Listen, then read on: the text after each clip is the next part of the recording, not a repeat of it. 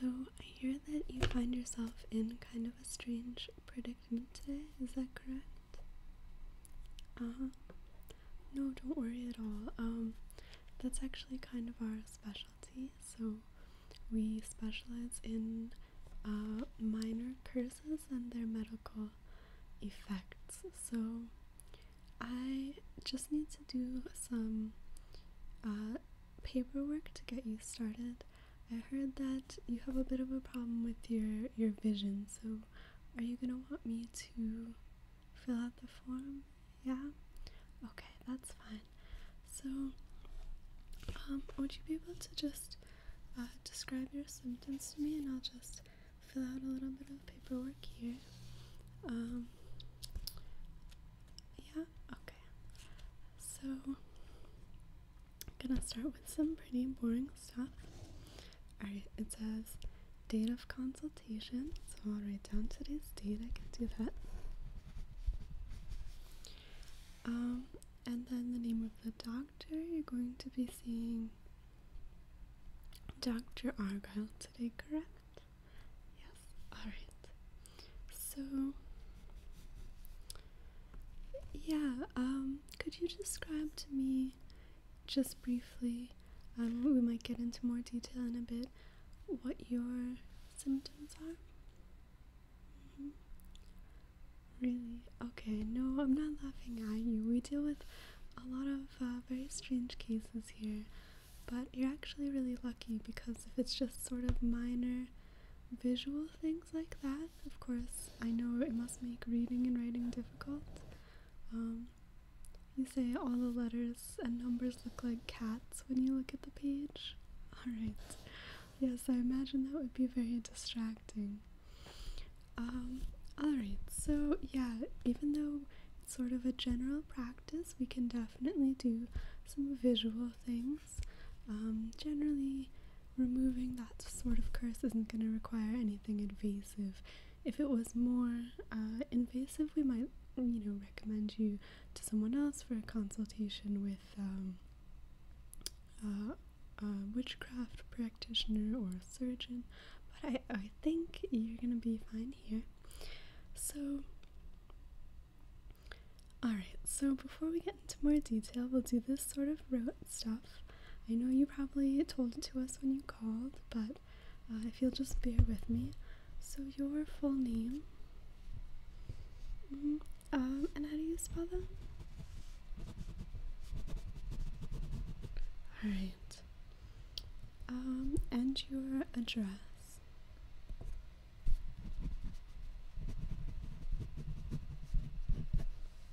So that's here in town? Alright.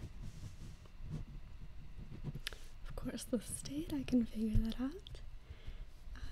And the zip code. Alright, yeah, thought so. I'm a newcomer here myself.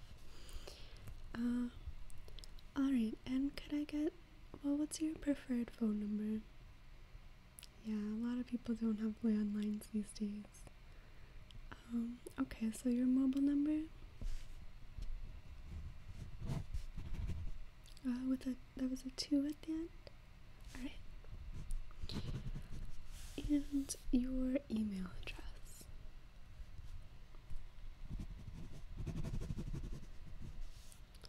Alright, so just in case we do call you, we can always leave a message if you're not there. Is there a best time to reach you during the day, in the evening? Alright.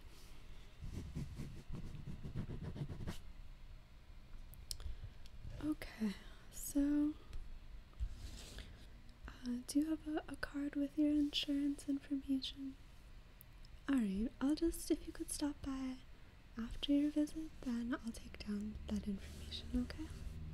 So we'll skip that for now. Alright.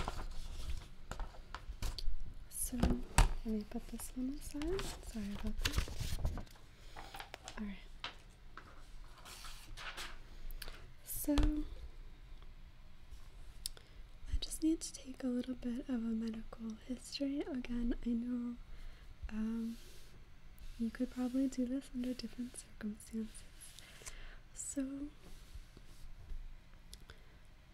First of all, do you have any history of medical problems? This can be in the supernatural realm or the just regular, everyday, other realm. Alright, so, some stuff with anxiety and insomnia. Alright. Yeah, those are pretty common problems, and maybe we can do something about that at a later date. But those shouldn't really affect this visit too much, I hope. So, any history in the family of heart problems? Your grandmother, okay. And breathing problems, asthma, anything like that? No? Alright. So, what about a history of arthritis? Okay. And osteoporosis? Alright. So, let's talk a little bit about the senses. We'll start with ears, and then of course talk a little bit more about vision. So any history of hearing loss, hearing problems in your family? Alright. Write that down. Alright. And what about vision? Are you wearing, or do you normally wear any sort of corrective lenses, contacts? Alright, you wear glasses, but not right now because sort of what's the point? You can't really see much. Alright, that's understandable. You have them with you though. Alright. Okay. And what about night vision, vision in special circumstances? Alright. Have you had any eye problems, conjunctivitis, any sort of infections in the past few years? Okay. So, when was your last eye doctor appointment? When was your prescription looked at or renewed? About 6 months ago? Alright, perfect. So, that should be good for right now. So, we have some other questions given the nature of our office here. So, I promise this won't take too much longer, but some sort of more magical, supernatural related questions. So, is there any history of involvement in the magical arts in your family? Did anyone go to university for witchcraft or wizardry, or have any trade skills in those fields, mending magical objects, anything like that? Okay, cool. Yeah, I always wished I knew more about this stuff. I mean, tangentially, obviously, I'm involved, but not on such a high professional level. But not you personally, right? That's okay. So, what about history of enchantments? Has there been anything either more elaborate or just any sort of cosmetic enhancements in your family or for you personally? Not really? Alright, yeah. Sometimes, you never really know. It's better to be safe, I think, with that stuff. Definitely. Alright, so what about sort of, I don't know if you were including this already, but previous unintentional magical involvement? So, like minor curses, has anything like this happened to you in the past? No? Alright. And what about your family members? Mm-hmm. Really? Huh. And what happened there? Interesting. Well, I'm glad, yeah, I'm glad that got resolved. So, alright. So, this is just some sort of racial demographic information, and if you're not comfortable answering, that's fine. But just for the sake of, it'll help us depending on the nature of what you're involved with now. Okay, so in your family, is there any non-human blood or background of any sort? So that could be started off human, any like vampire, blood, werewolf, or it could be more of a family background, ancestry. Is there any? I apologize if you can hear those sirens. Sometimes that stuff comes by here. It's just our location. But so any sort of like half elves in your background, or full elves, of course, or orcs or anything like that? No? Alright. So anything I didn't mention that could be relevant? And I know I said, is there any education in the magical arts, but I don't know if I asked already. In terms of like family heirlooms or just whatever you have in your house, is there anything enchanted that's in your possession or of your family? Okay, so this is sort of an especially unusual experience for you. Alright, so can you just tell me a little bit about what happened? We're sort of a no judgment zone, and this stuff can happen to people for virtually no reason, but if there is a specific story, history. Okay, so you're not embarrassed because you don't think you did anything wrong. Alright, so can you just tell me a little bit about that? Alright, so you were just walking in the woods, you say? So where is that? Like south of here?